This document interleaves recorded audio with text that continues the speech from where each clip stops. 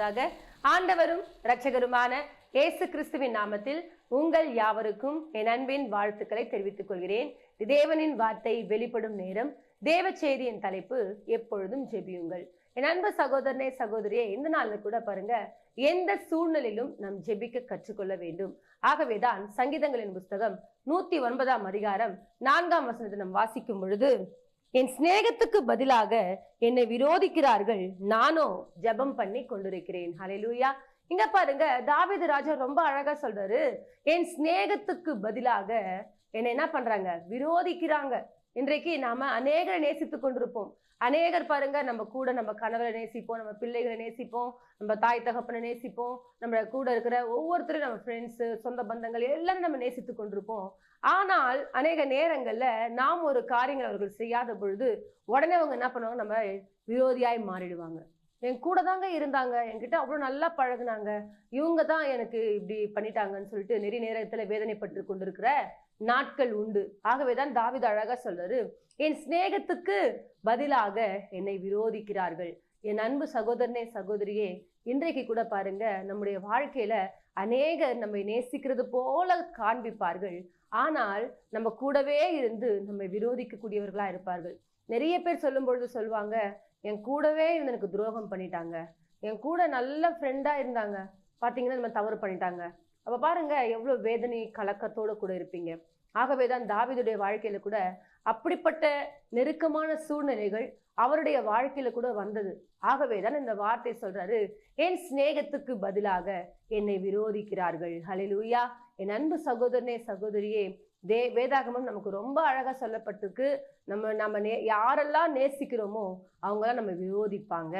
ஆகவேதான் ஆண்டு சொல்றாரு, நாசியில சுவாசம் உள்ள எந்த மனுஷன் என்ன பண்ணக்கூடாது, நம்ப கூடாதுன்னு சொல்லியிருக்காரு. இன்றைக்கு நாம என்ன பண்றோம்னா, ஆண்டுடைய வார்த்தைக்கு மீறி என்ன பண்றோம், அநேக நேரங்கள்ல மனிதர்களை நம்பி நம்பி நம்பி என்ன பண்றோம், ஏமாந்து போய் கொண்டிருக்கிறோம். ஆகவே எடுத்து வாசிப்போம். யோவானின் புஸ்தகம் 15 அதிகாரம் 18 வசனம் 19 வசனத்தை நாம் வாசிக்கும் பொழுது, உலகம் உங்களை பகைத்தால் அது உங்களை பகைக்கிறதுக்கு முன்னே என்னை பகைத்ததென்று அறியுங்கள். நீங்கள் உலகத்தாரா இருந்தால் உலகம் தன்னுடையதை சிநேகித்திருக்கும். நீங்கள் உலகத்தாரா இராதபடியினாலும் நான் உங்களை உலகத்திலிருந்து தெரிந்து கொண்டபடியினாலும் உலகம் உங்களை பகைக்கிறது. ஹல்லேலூயா.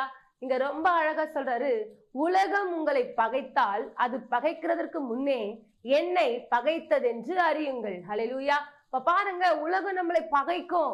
உலகம் உங்களை பகைக்கும் பொழுது நீங்க நல்லா தெரிஞ்சுக்கணும், உலகம் உங்களை பகைத்தால் அது பகைக்கிறதுக்கு முன்னே என்னை பகைத்தது என்று என்ன பண்ணுங்க, அறியுங்க. இன்றைக்கு நிறைய நேரங்கள்ல உலகம் நம்மை பகைக்க கூடியதா இருக்கும். இதே நம்ம உலகத்தாரா இருந்தோம் என்று சொன்னால் உலகம் நம்மை நேசித்திருக்கோம். நாம இன்றைக்கு உலகத்தாரா இராததுனால உலகம் நம்மை வெறுத்து கொண்டிருக்கிறது. இந்த வார்த்தைகளை கேட்டுக்கொண்டிருக்கிற தேவ பிள்ளைகளே, நீங்கள் எந்த நிலையிலும் தேவனை மாத்திரம் நோக்கி பார்க்கக்கூடியவர்களா இருக்க வேண்டும்.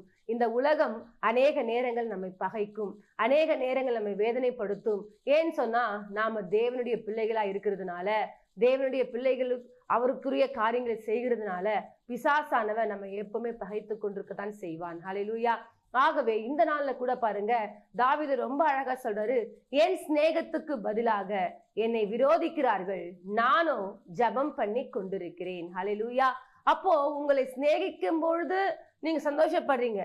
ஒருவேளை நீங்க சிநேகித்த பொழுது அவங்க உங்களை விரோதிக்கிறாங்கன்னு சொன்னா நீங்க உடனே என்ன பண்ணுமா, ஜெபிக்க கூடியவர்களா இருக்க வேண்டும். ஹல்லேலூயா.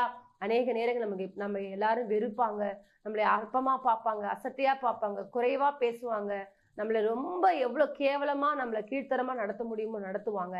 ஆனால் நீங்க என்ன செய்ய வேண்டுமா, கர்த்தரை நோக்கி ஜெபிக்க கூடியவர்களா இருக்க வேண்டும். ஹல்லேலூயா. தாவீது ராஜா ஆகவேதான் தன்னுடைய சிநேகிதரை, நான் எல்லாரையும் நேசிக்கிறேன், ஆனா எல்லாரும் என்ன பண்றாங்க, என்னை வெறுக்கிறாங்க, என் கூடவே இருந்து என்னை எதிரி போல என்னை பாக்குறாங்க. சவுல் ராஜா யாருன்னு சொன்னா தாவீதுடைய மாமனார் தான். ஆனா பாருங்க, தாவீதுக்கு ஒரு மேன்மை கிடைத்த உடனே, தாவீது நெக்ஸ்ட் அரசனா மாற போறான்னு தெரிஞ்ச உடனே என்ன பண்றாருன்னா, அவரை ரொம்ப என்ன பண்றாரு, வெறுக்கக்கூடியவராய் மாறிட்டார். எடுத்து வாசிப்போம். 1 சாமுவேலின் புஸ்தகம் 24 அதிகாரம் 3 வசனம் 4 வசனத்தை நாம் வாசிப்போம். வழியோரத்தில் இருக்கிற ஆட்டு தொழுவங்களிடத்தில் அவன் வந்தபோது அங்கே ஒரு கெபி இருந்தது, அதிலே சவுல் மலஜலாதிக்கு போனான். தாவீதும் அவன் மனுஷரும் அந்த கெபியின் பக்கங்களில் உட்கார்ந்திருந்தார்கள். அப்பொழுது தாவீதின் மனுஷர் அவனை நோக்கி, இதோ நான் உன் சத்ருவை உன் கையில் ஒப்பு கொடுப்பேன், உன் பார்வைக்கு நலமானபடி செய்யும் அவனுக்கு செய்வாயாக என்று கர்த்தர் உன்னோடே சொன்ன நாள் இதுதானே என்றார்கள். தாவீது எழுந்திருந்து போய் சவுலுடைய சால்வையின் தொங்கலை மெல்ல அறுத்து கொண்டான். ஹல்லேலூயா. இங்க பாருங்க, தாவீது எங்கேதி என்ற ஒரு கெபிக்குள்ள இருக்கிறாருன்னு சொல்லிட்டு என்ன பண்றாரு, சவுல் ராஜா கேள்விப்படுறாரு. பெலிஸ்தரை துரத்திட்டு வரும்போது கேள்விப்பட்டு என்ன பண்றாரு, தாவீதை கொல்லணும்னு சொல்லிட்டு என்ன பண்றாரு, நிறைய ஆட்களோடு கூட என்ன பண்றாரு, கடந்து வராரு. இப்ப பாருங்க, அந்த இடத்துல இருக்கும் பொழுது சவுல் என்ன பண்றாரு, மலத்திலாதிக்கும்படிக்கு கடந்து போறாரு. அங்க உக்காந்துட்டு இருக்கும் பொழுது பாருங்க, இவங்க பாத்துட்டாங்க, தாவீதும் அவனோடு இருக்கிற மனுஷன் எல்லாம் பாத்துட்டாங்க. பார்த்துட்டு என்ன பண்றாங்க, இப்போதான் என்ன பண்றாரு, ஆண்டவர் சவுல் ராஜா உங்க கருத்துல ஒப்பு கொடுத்துட்டா, நீங்க என்ன பண்ணுங்க, அவனை சாகடிச்சு போடுங்க, இந்த நாள் தான் அந்த நாளா இருக்குமோ அப்படின்னு சொல்லிட்டு என்ன பண்றாங்க சொல்றாங்க. ஆனால் தாவீது பாருங்க, அவனை கொல்லாதபடிக்கு வெறும் அந்த சால்வையின் தொங்கலை மாத்திரம் கட் பண்ணி கையில வச்சுட்டு, அதாவது கர்த்தரால் அபிஷேகம் பண்ணப்பட்ட மனுஷனை நான் கொல்ல மாட்டேன். ஹல்லேலூயா. இப்ப பாருங்க, தாவீது சவுலை ரொம்ப சிநேகிக்கிறார். ஆனால் சவுலோ தாவீது என்ன பண்றாரு, எப்பவுமே கொல்லணும்னு தான் எதிர்பார்த்து கொண்டிருக்கிறார். அடிக்கடி என்ன பண்ணுவாருன்னு சொன்னா, எங்க பார்த்தாலும் என்ன பண்ணுவாரு, 3000 பேர் 5000 பேர் ஆட்களை வைத்துக்கொண்டு என்ன பண்ணுவாரு, தாவீதை தடுத்து கொண்டே இருப்பது தான் சவுளுடைய வேலை. அது மாத்திரமல்ல, சவுல் ராஜாவுக்கு பேய் பிடிச்சிருக்கும், பிசாசு பிடிச்சிருக்கும் பாருங்க. உடனே தாவீது போவாரு, அங்க போயிட்டு என்ன பண்ணுவாரு, சுரமண்டலத்தை எடுத்து வாசித்து என்ன பண்ணுவாரு, அந்த ஆவியை விரட்டிட்டு வரும்பொழுது என்ன பண்ணுவாரு, ஈட்டி எடுத்து ஒரே குத்தா குத்துறதுக்கு என்ன பண்றாரு, திட்டம் போடுறாரு. இப்படிதாங்க நிறைய நேரங்கள்ல சவுலை தாவீது ரொம்ப நேசிப்பாரு. ஆனால் சவுல் ராஜா தாவீதை எப்ப பாரு என்ன பண்ணுவாரு, விரோதிக்க கூடியவரா இருக்கிறார். ஆனா கூட பாருங்க, தாவீது சவுல் ராஜாவுக்கு நன்மைதான் செய்து கொண்டிருக்கிறார். இவர் நினைச்சிருந்தார்னா சவுல் ராஜாவை கொலை செய்துட்டு இருக்கலாம். ஆனால் கொலை செய்யாதபடிக்கு தேவன் அந்த மகனோடு கூட இருந்து அந்த மகனுக்கு நல் காரியங்களை கற்றுக் கொடுத்தார். ஹல்லேலூயா.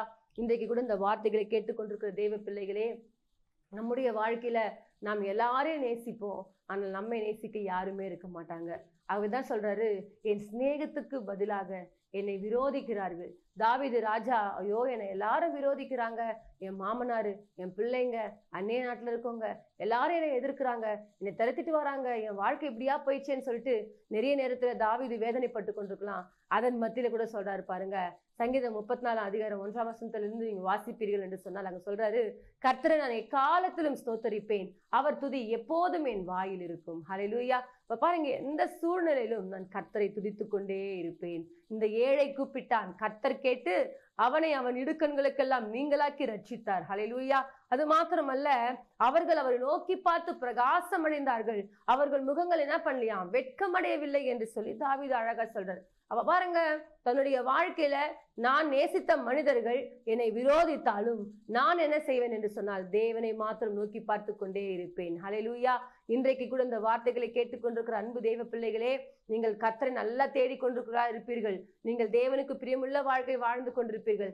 ஆனால் உங்களை தான் அநேகர் வெறுப்பாங்க, உங்களை தான் அநேகர் என்ன பண்ணுவாங்கன்னா உடைக்கிற மாதிரி ஒரு சில காரியங்களை பேசி கொண்டிருப்பாங்க. அதுல நீங்க தெரிஞ்சுக்கணும், தேவன் உங்க கூட இருக்கிறார். ஹல்லேலூயா. உங்களை யாரெல்லாம் விரோதிக்கிறாங்களோ நீங்க என்ன பண்ணுமா, உங்கள் சத்துருக்களை சிநேகியுங்கள். ஹல்லேலூயா. அவங்களுக்காக என்ன பண்ணுமா, ஜெபிக்கணும்னு சொல்லிட்டு கர்த்தர் நமக்கு கற்றுக் கொடுத்திருக்கிறார். ஆகவே நம்ம விரோதிக்கும் பொழுது நாம் என்ன செய்ய வேண்டுமா, கர்த்தரை நோக்கி ஜெபிக்கக்கூடியவர்களா இருக்க வேண்டும். யாரெல்லாம் ஜெபிக்கிறீர்களோ உங்கள் முகங்களை தேவன் வெட்கப்படுத்த விட மாட்டார். அன்றைக்கு தாவீது ராஜா பாருங்க, சவுல் ராஜா தன்னை கொல்ல வந்தாலும் கர்த்தரால் அபிஷேகம் பண்ணப்பட்ட மகனை நான் எப்படி கொலை செய்வேன்னு சொல்லிட்டு, நான் செய்ய மாட்டேன்னு சொல்லிட்டு அவர் சால்வையின் தொங்கலை மாத்திரம் கட் பண்ணி கையில வச்சுட்டு இருந்தார். ஹல்லேலூயா. ஆகவே இந்த நாள்ல கூட நம்முடைய வாழ்க்கையில நம்மை விரோதிக்கிறவர்கள் ஏராளமாய் நம்மை சுற்றிலும் இருக்கலாம். ஆனால் நீங்கள் என்ன செய்ய வேண்டுமா, கர்த்தரை நோக்கி ஜெபிக்கக்கூடியவர்களா இருக்க வேண்டும். நீங்க அவரோட கூட பழகி அவரோட கூட சமாதானமா இருப்பீர்கள் என்று சொன்னால், உங்கள் சத்துருக்களும் உங்களோடு என்ன பண்ணுவாங்களா, சமாதானமாகும்படிக்கு கர்த்தர் செய்ய வல்லவரா இருக்கிறார். ஹல்லேலூயா. ஆகவே இந்த உலகம் நம்மை பகைக்கிறதுக்கு முன்பு என்ன பண்ணுமா, ஆண்டவரை பகைச்சதுன்னு நீங்க என்ன பண்ணுமா, அறிஞ்சு கொள்ளணும்னு சொல்லிட்டு ஆண்டவர் சொல்றாரு. ஹல்லேலூயா. ஆகவே இந்த உலகத்துல வாழ்ந்து கொண்டிருக்கிற நம்முடைய வாழ்க்கையில எத்தனையோ பிரச்சனைகள் வரும், போராட்டங்கள் வரும், நிந்தைகள் வரும், அவமானங்கள் வரும், நம்முடைய வாழ்க்கையில நிறைய எதிர்ப்புகள் வரும். அதன் மத்தியில நீங்க என்ன செய்யணுமா, கர்த்தரை நோக்கி ஜெபிக்கக்கூடியவர்களா இருக்க வேண்டும். இயேசு கிறிஸ்து இந்த பூமியில நன்மை செய்யறவர் தாங்க சுற்றி திரிந்தாரு. ஆனா நன்மை செய்யக்கூடிய அந்த தெய்வத்தை தான் என்ன பண்றாங்க, கல்லெறிஞ்சு கொல்ல பாக்குறாங்க. அவர் தான் என்ன பண்ணாங்க, சிலுவையில அறைஞ்சு கொண்டுட்டாங்க. அப்ப பாருங்க, இயேசு கிறிஸ்து எல்லாரையும் தான் நேசிச்சாரு. பாவம் செய்கிறவனா இருந்தாலும், பாவம் செய்யாதவனா இருந்தாலும், யாரா இருந்தாலும் எல்லாரையும் தேவன் நேசித்தாரு. ஆனா பாருங்க, இயேசுவை எல்லாரும் என்ன பண்றாங்க, வெறுக்கக்கூடியவர்களா இருந்தாங்க. ஆனால் இயேசு பாருங்க, நமக்கு எப்பவுமே அன்பு காட்டக்கூடியவரா இருந்தார். பிதாவே, இவர்களுக்கு மன்னியும், தாங்கள் செய்கிறது இன்னதென்று அறியாதிருக்கிறார்கள். ஹல்லேலூயா. இப்போ இயேசு கிறிஸ்து நமக்கு கற்றுக் கொடுத்த ஒரு காரியம் என்ன தெரியுமா? ஏன்னா எல்லாரும் நம்மளை வெறுக்கலாம், வெறுத்தாலும் நீங்கள் என்ன செய்ய வேண்டுமா, கர்த்தரை நோக்கி ஜெபிக்கக்கூடியவர்களா இருக்க வேண்டும். இயேசு எல்லாருக்கும் நன்மை செய்யறவர்களா சுற்றி திரிந்தாரு. எல்லாரும் அவரை பகைக்கிறவர்கள் போல்தான் இருந்தாங்க. ஆனால் இயேசு வனாந்திரத்துல தனிமையான ஒரு இடத்துல போயிட்டு ஜெபிக்கக்கூடிய ஒரு தகப்பனா இருந்தார். ஹல்லேலூயா. இன்றைக்கு கூட இந்த வார்த்தைகளை கேட்டுக்கொண்டிருக்கிற தெய்வ பிள்ளைகளே, உங்கள் சிநேகத்துக்கு பதிலாக எல்லாரும் உங்களை விரோதிக்கத்தான் செய்வார்கள். ஆனால் நீங்கள் என்ன செய்ய வேண்டும் என்று சொன்னால், கர்த்தரை நோக்கி ஜெபிக்கக்கூடியவர்களா இருக்க வேண்டும். தாவீது ராஜாவை சவுல் ராஜா விரோதித்தாருதான். ஆனால் தாவீது அதை சோர்ந்து போகவில்லை. கர்த்தரை நோக்கி ஜெபிக்கக்கூடிய ஒரு மகராய் இருந்தார். ஹல்லேலூயா.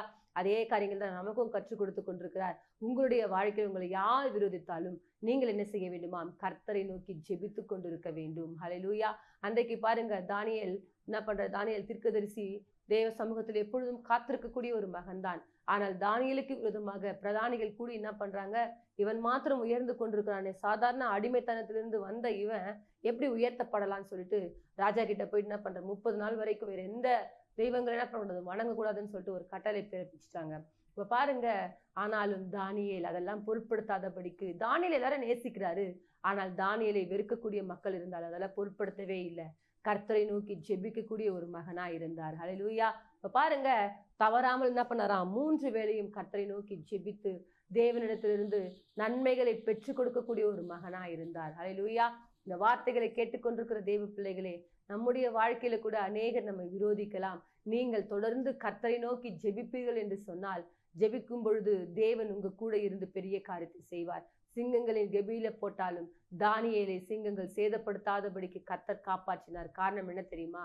அவருடைய வாழ்க்கையில எத்தனை விதமான பிரச்சனைகள் வந்தாலும், போராட்டங்கள் வந்தாலும் கர்த்தரை நோக்கி ஜெபிக்கக்கூடிய ஒரு மகனா இருந்தார். நம்முடைய வாழ்க்கையில எல்லாரும் என்ன வெறுக்கிறாங்க, எல்லாரும் என்ன அவமானமா குற்றமா பேசுறாங்கன்னு சொல்லிட்டு நம்ம உடனே என்ன பண்றோம்னா, இனிமே நான் ஜெபிக்க மாட்டேன், வேதத்தை வாசிக்க மாட்டேன், ஆலயத்துக்கு போக மாட்டேன்னு சொல்லிட்டு நிறைய நேரத்தில் என்ன பண்ணுவோம், தேவனை விட்டு தூர போகக்கூடியவரா இருக்கிறோம்.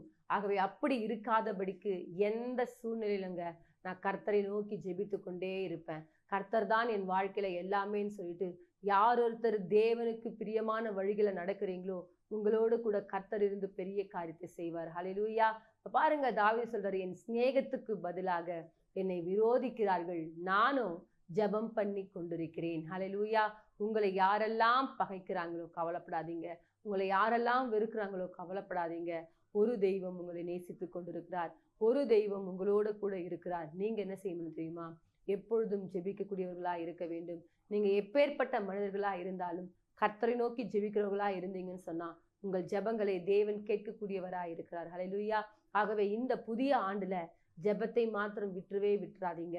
எந்த சூழ்நிலையிலும் முழங்கால் போட்டு தேவ சமூகத்துல காத்திருந்து ஜெபித்து கொண்டே இருங்க. தானியேல் அதைத்தான் செய்தார். எந்த இடத்துல அடிமைத்தனத்துல இருந்தாரோ அதே இடத்துல பிரதானியாய் கர்த்தர் மாற்றும்படிக்கு கிருபை செய்தார். தாவீது ராஜா சாதாரணமான ஒரு மகனாகத்தான் இருந்தார். தன்னை பகைத்தவர்களுக்கும் நன்மை செய்ததுனால்தான் கர்த்தர் பாருங்க, தாவீதை அபிஷேகம் பண்ணி ராஜாவாய் உயர்த்தி அநேகருக்கு அந்த மகனை சாட்சியாய் தேவன் நிலைநிறுத்தினார். உங்களை கூட கர்த்தர் அப்படி நிலைநிறுத்த வேண்டுமா? நீங்கள் உங்களை விரோதிக்கிறவர்களுக்காக நீங்கள் ஜெபிக்கக்கூடியவர்களா இருங்க. உலகம் நம்மை பகைக்கத்தான் செய்யும். பகைக்கிறதுக்கு மத்தியில நீங்கள் கர்த்தரை நோக்கி ஜெபிக்கக்கூடியவர்களா இருங்கள். நிச்சயமாக தேவன் உங்களை ஆசீர்வதித்து உங்களை உயர்த்த வல்லவராய் இருக்கிறார். நாம் யாவரும் சிறிய ஜெபத்தை ஏறெடுப்போம்.